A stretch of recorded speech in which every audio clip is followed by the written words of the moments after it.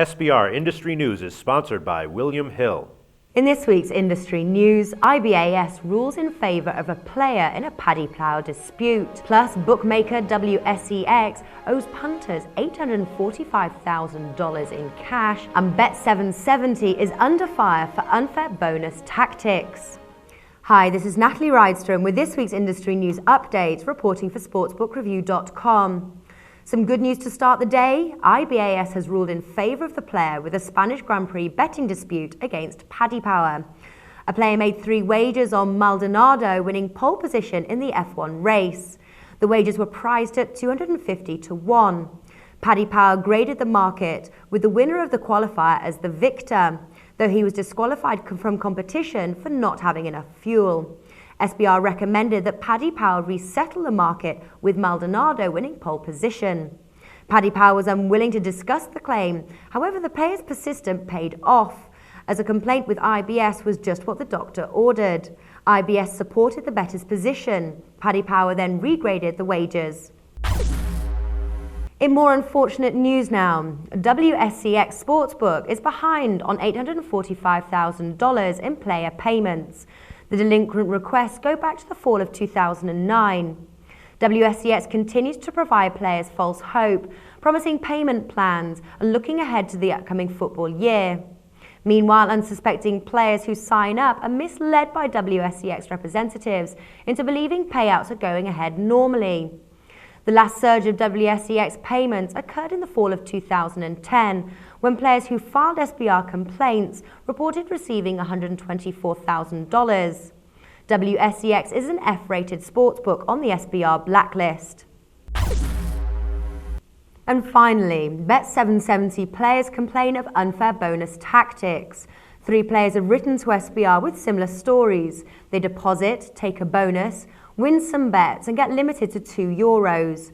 The players are given 2 options: continue to play with low stakes or take a payout forfeiting the bonus. SBR is following up on these cases and suggests prorating the bonus. Check the SBR Newswire for more details. And now I'd like to welcome SBR's lead dispute analyst Justin Seven to the programme. Justin, thanks for joining us. Hello, Natalie.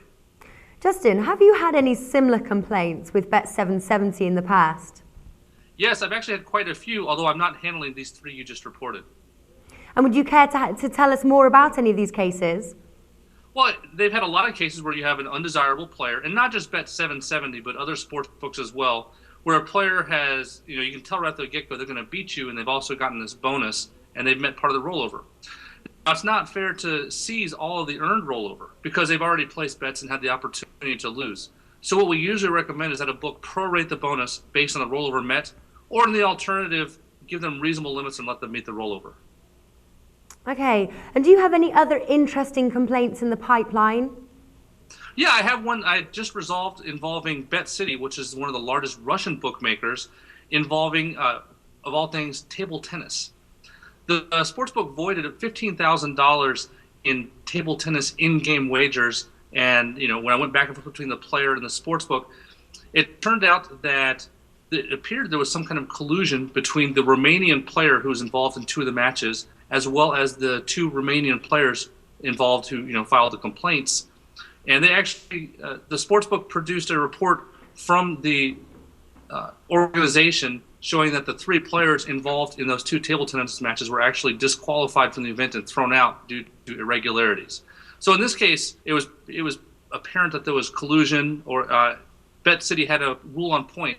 Basically, if there's fraud, and I would certainly call collusion to fix a match fraud, that they could void the winnings, and they did that. So in this case, the voiding of $15,000 in winnings was actually reasonable. Right, okay, that's very interesting, Justin. Thanks again for joining us. Thank you. I've been your host, Natalie Rydstrom, reporting for sportsbookreview.com.